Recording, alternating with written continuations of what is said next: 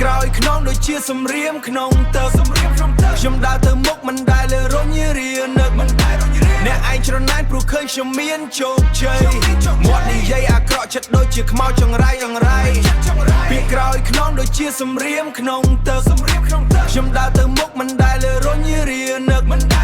អ្នកឯងច្រណែនព្រោះឃើញខ្ញុំមានជោគជ័យមាត់និយាយអាក្រក់ចិត្តដូចជាខ្មោចចង្រៃដៃខ្ញុំប្រឡាក់ស្នាមប្រឡាក់លុយនឹងញើសកម្លាំងញើសឈាមមិនមែនបានមកដោយរើស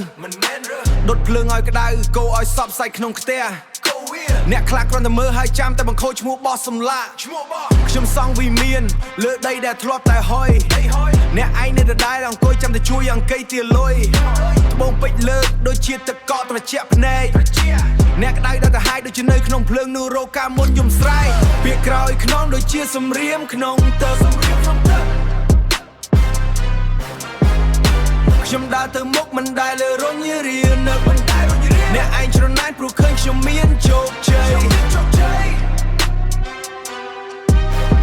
មាត់និយាយអាក្រក់ចិត្តដូចជាខ្មោចចង្រៃភ្នែកមើលជុំវិញខ្លាចពោះចឹកកែងជើងស្បែកជើងថ្លៃពេកដើរលើផ្លូវខ្វក់មិនដែលឆ្មើស្មោះត្រង់មានតម្លៃជាងមាសក្នុងថង់ក្តារអ្នកលក់មិត្តភ័ក្តិដែលបលុយកាក់បន្តិចបន្ទួយសោះណាស់ខ្ញុំជាមេកោយក្រុងលើការងារធំអ្នកគ្រាន់តែជក់តាមចិញ្ចក់ដូចជាខ្មុំសម្ដីផ្អែមល្ហែមតែក្នុងចិត្តលាក់ដើមមុតខ្ញុំស្គាល់ក្រយើអស់ហើយកុំមកធ្វើពុតជាសែនបរិសុទ្ធពាក្យក្រោយខ្នងដូចជាសំរៀមក្នុងទឹក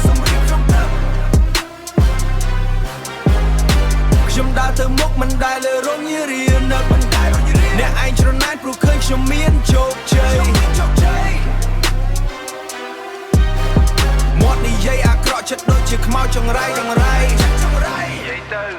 និយាយទៀតទៅខ្ញុំនៅតែឈរទីនេះអ្នកនៅតែនៅខាងខ្នងខ្ញុំដដែល